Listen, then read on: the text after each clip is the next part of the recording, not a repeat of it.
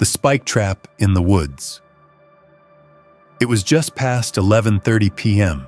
when I pulled out of the gas station on the border of South Carolina and Georgia. The night air was thick, humid enough to smear the windshield from the inside. I was halfway through a 14-hour solo drive to visit my cousin's place in the countryside just outside Macon. I hadn't meant to drive this late, but the hours bled together somewhere along I-95. I should have stopped. I should have known better. But I thought just one more hour. The GPS nudged me off the main highway and onto a local road with a name I didn't recognize, something with mill in it.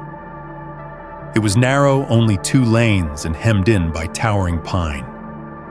My Ford F-150 was the only thing moving for miles. I had the high beams on, plus my aftermarket light bar blazing ahead. The road was empty black on both sides, forest pressing in like the walls of a cave. I hadn't seen a house or another car in at least 20 minutes when I reached a sudden stop sign. "Turn left," the GPS insisted. The road it pointed me down didn't look like a road. It looked like an animal trail that someone had slapped asphalt onto 50 years ago and then abandoned. But I followed it. There were no streetlights here, no mailboxes, no fences, just wall-to-wall trees and that low-hanging fog that clings to country ground after a muggy day. I was going faster than I should have been, maybe 55, 60, because I wanted to be done, wanted to see the warm porch light of my cousin's house. I leaned forward in my seat, like that would make the truck go faster. Then the lights picked up movement. 4 glinting shapes ahead, metallic, symmetrical, lined across the road. I hit the brakes, hard.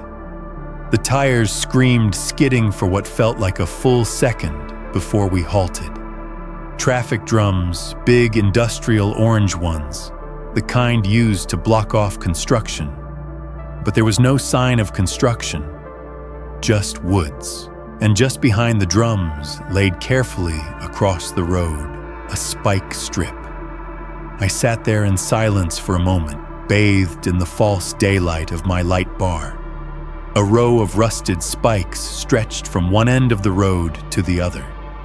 Not from police. This wasn't an official checkpoint.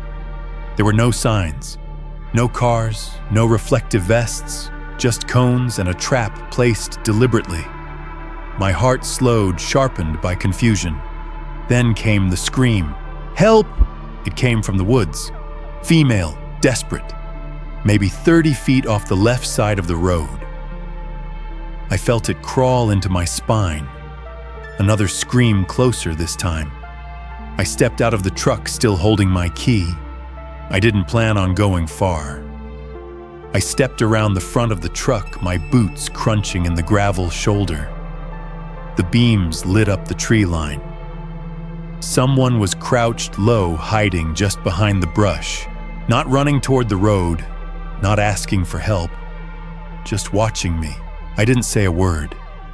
I rounded the hood, climbed into the truck, emerging slowly from the trees across the road, pale in the beams. Human shapes, but wrong. Too still. Too quiet. They were coming toward me. I yanked the gear shift. I felt the truck lift slightly as it climbed the embankment, bypassing the spike trap. The mirrors caught a glimpse, 3 figures now just barely visible behind the drums. None of them moved. I didn't let off the gas until I saw lights in the distance. A highway sign. I stayed on the road another 20 minutes before I could breathe properly. I told my cousin the next morning.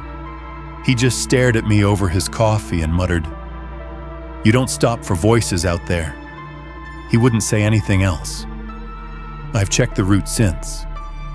There's no record of a road closure that night. No police reports. Nothing. But I remember the way those figures looked in my headlights. Like they didn't blink.